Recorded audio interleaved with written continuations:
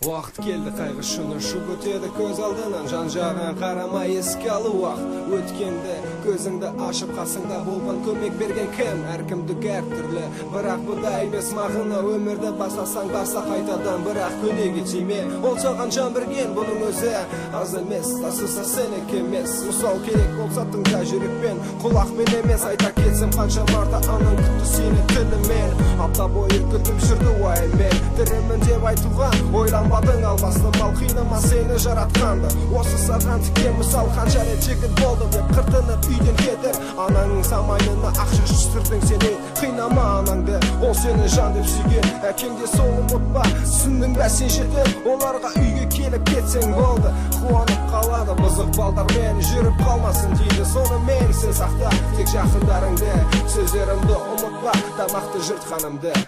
Күндер өтіп жатыр түндер, жарысып күнмен. Неде бос олар бар, менің жалғыз ата-анам. Басқасы болмады ұмытқанға масқара. Не жаман сат істеді оған ол адамдар, олар қатал болған, бірақ кінә іздеген. Сені жақсы болсын деп дұрыс жолға түсірген. Әр кезде ұрысып қалған күндер бар, айқайласып қырылып, кейін өзімді басып кәдімгідей өмір сүрген. Бәрі қиыншылық үйлерде, бірақ неде болса соның бәрін өтпедім бе?